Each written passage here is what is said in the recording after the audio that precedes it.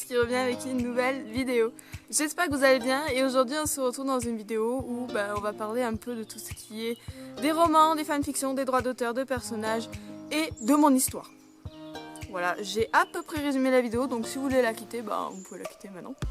Sinon, pour ceux qui veulent rester, aujourd'hui je vais vous parler de la fanfiction que j'ai écrite, on va commencer par des français. Je vais vous parler de la fanfiction que j'ai écrite et aussi en fait de tout ce qui est un rapport avec tout ça. Donc si la vidéo t'intéresse, je t'invite à rester et pour les autres, je vous dis de cliquer sur une autre vidéo qui vous intéresse plus sur ma chaîne ou sur d'autres chaînes et on se retrouvera pour une vidéo un peu plus drôle, je l'espère. Et sinon, c'est parti pour la vidéo. Tout d'abord, pour commencer, c'est une fanfiction. Alors qu'est-ce que c'est une fanfiction? C'est tout simplement quand on reprend, le plus souvent ça se fait sur les romans et sur les mangas surtout. C'est quand on reprend l'histoire originale mais qu'on la remet un peu à notre sauce. La plupart du temps c'est quand on invente une suite après la fin d'une histoire, donc après la fin d'un animé par exemple ou d'un manga. On invente ce qui peut se passer avec les personnages originaux donc de la série ou de l'animé, ou avec les personnages originaux de la série, donc on invente une suite, ou sinon on garde les personnages originaux mais on invente des personnages que nous avons créés pour faire une histoire tout simplement.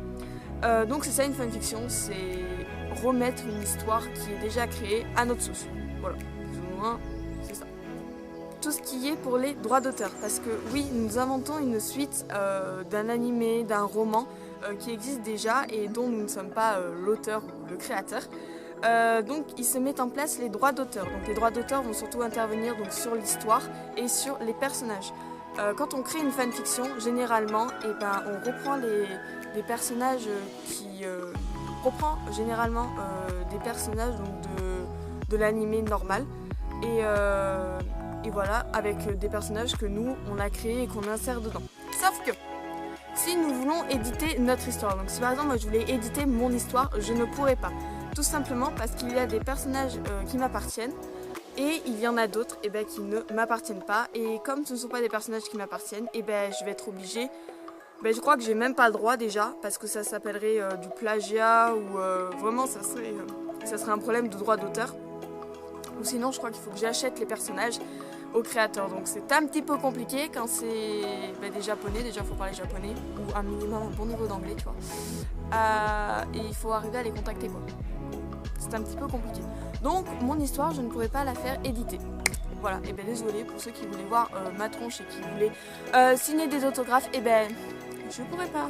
I'm sorry. Donc pour l'histoire, la motivation, qu'est-ce qui m'a donné envie de créer cette histoire et je l'ai créée à partir de quoi? Alors mon histoire en fait elle est créée à partir de l'anime Code Realize. Je vous mets l'opening.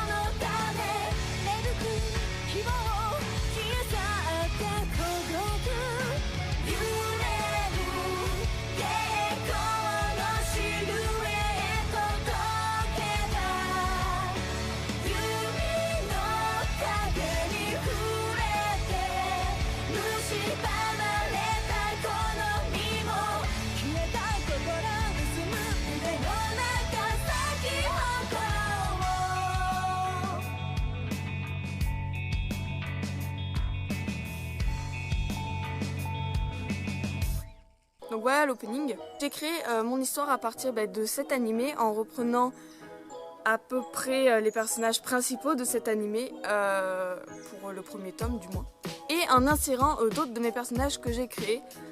Par exemple, vous allez rencontrer Heather, qui est une de mes personnages, et vous allez rencontrer par exemple Lupin ou Cardia, et bien qui ne sont pas mes personnages.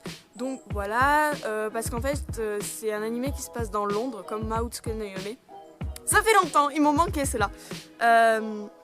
Donc il se passe dans Londres, mais à Londres, genre je crois que ça se passe ouais, dans les années, on va dire entre guillemets les temps modernes de Londres, tu vois. Où il y avait encore des calèches, où il commençait à avoir les premières voitures, etc. Du coup c'était hyper sympa. Parce que moi j'ai tout de suite adoré cet animé, franchement j'ai beaucoup aimé. Surtout un personnage, bon bah ça je pense que vous le verrez très vite dans l'histoire. Mais voilà, du coup c'est vraiment cet animé qui m'a donné envie de créer cette histoire. Donc au niveau de la présentation donc, de mon histoire, de ma fanfiction, etc. Donc ça se passe dans les temps modernes de Londres, entre guillemets. Plus précisément en 1663 ou 64, je validerai à l'écran. C'est entre ces deux eaux-là. Voilà, ça se passe, c'est assez lointain. Au niveau des personnages, donc je vous en ai déjà dit quelques-uns. Par exemple, des personnages qui sont de moi et qui m'appartiennent. Il y a Heather, il y a Wendy et il y a Ashley. Ensuite, les personnages qui ne m'appartiennent pas, donc vous allez retrouver, pour ceux qui connaissent Lupin, Cardia, Léonard. S'il te plaît, c'est comme Ainsworth, s'il te plaît. Regarde ça! Regarde comment c'est écrit, s'il te plaît. Oh non, mais c'est comme Ainsworth. J'arrive toujours pas à lire. C'est bon, voilà, pas de soucis, Yudo. Donc voilà. Vous allez retrouver ces personnages. Donc ça se passe généralement, donc ça se passe vraiment dans Londres. Et on retrouve beaucoup de monuments connus comme Big Ben, Buckingham Palace, Tower Bridge. Mais du coup cette histoire se passe essentiellement à Londres. Et voilà, à Londres, les temps modernes, etc. Donc pour entrer vraiment dans l'histoire ce coup-ci, je vais vous faire un petit résumé de cette histoire.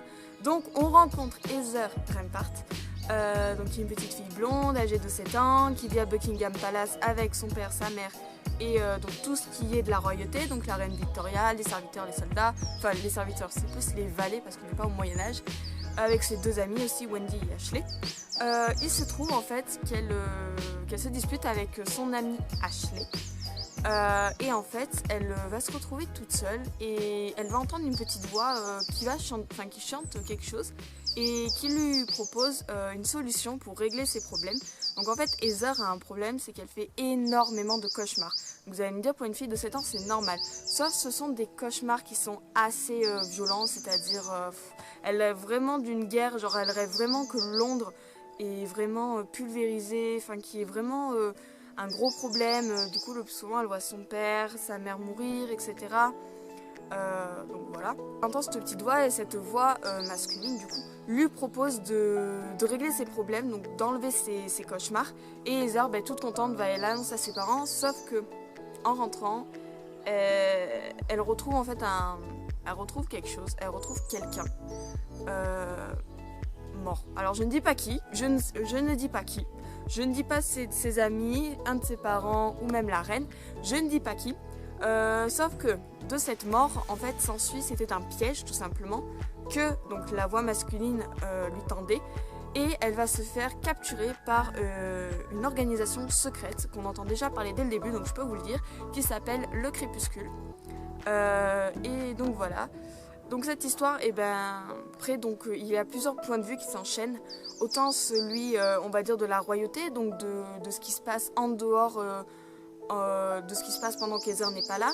Le point de vue d'Heather, qu'est-ce qu'elle vit quand elle est du coup retenue par le crépuscule. Et voilà. Et en fait, au bout d'un moment, les cauchemars d'Heather vont se matérialiser pour de vrai. Et là, l'Angleterre, même le monde entier, en fait, est sous une menace vraiment énorme. Et du coup, l'armée anglaise s'allie avec un groupe, on va dire, un gentleman cambrioleur qui est Lupin, une fille qui est Cardia, qui est aussi très importante pour l'histoire, enfin qui est très importante pour l'animé, et pour l'animé, Cardia est la personnage principale.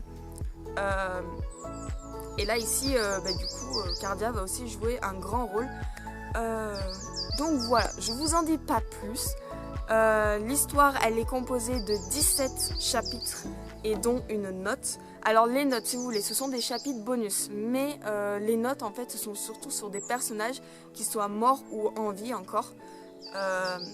Et du coup, on voit un point de vue où on voit quelque chose qui s'est passé avant. Généralement, les notes pour certains personnages, ça va être surtout des passages dans le passé, en fait. Et voilà, donc il y aura des notes sur la mère des heures, sur le père des heures, même sur Heather, enfin même les notes d'Heather, vous allez voir.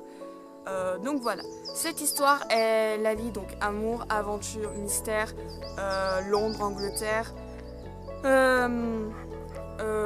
aussi humour, parce que vous allez voir, il y a deux personnes, enfin deux garçons surtout, tu te demandes qu'est-ce qu'ils font là, quoi, parce qu'ils sont très très drôles et je suis très fière de ces personnages. Donc voilà, je ne vous en dis pas plus et je vous la laisserai lire. Alors, c'est vrai que je parle de cette histoire, mais pour moi, vous ne l'avez pas encore vue, vous ne l'avez pas encore lue, et elle est un petit peu invisible. Alors, vous devez vous poser la question, bon sang, on la lit où cette fanfiction? Parce que si vous aimez bien lire, que ce soit les fanfictions, les romans, etc. Alors, je vous mets en description le lien de mon histoire, ou du moins le lien du chapitre 1. Donc, l'histoire est disponible sur un site, sur une application qui s'appelle Wattpad, où je me suis créé un compte. Voilà, et où je publie du coup cette histoire. Et le lien est en description, donc vous pouvez aller checker, vous pouvez aller commencer à lire. N'hésitez pas à me mettre des commentaires sur Wattpad ou même en dessous de cette vidéo si vous avez lu ne serait-ce que le premier chapitre, pour me dire qu'est-ce que vous en pensez, et même pour ceux qui lisent beaucoup, qu'est-ce que je peux améliorer, parce que je peux que m'améliorer honnêtement. Et voilà, c'est la fin de cette vidéo, j'espère qu'elle vous aura plu. Moi ça m'a bien plu de vous parler de ce projet. C'est pas encore mon projet de vie, c'est pas encore celui-là, mais c'était quelque chose qui me tenait à cœur et je voulais le partager. Alors, petit disclaimer, j'ai fait ça parce que j'avais envie en fait de partager ce que j'ai fait, et non pour m'attirer une cote de popularité, pour m'attirer des vues sur mon histoire, des super commentaires, des votes ou des trucs comme ça. C'était juste parce que, comme je l'écris dans ma bio Wattpad, c'est juste pour faire rêver les lecteurs et les lectrices. Et je me suis dit que ça pouvait être pas mal d'en faire une vidéo, parce que je parle pas beaucoup de ce que je fais en dehors de YouTube, parce que je fais plein de choses en dehors de YouTube en soi. Donc voilà, j'avais envie un petit peu d'ouvrir cette petite parenthèse. N'hésite pas à liker, à commenter, à t'abonner et à partager la vidéo, ça peut toujours me faire plaisir. Et je vous dis à très vite dans une prochaine vidéo. C'était Bibi en plus, je vous remets les studios.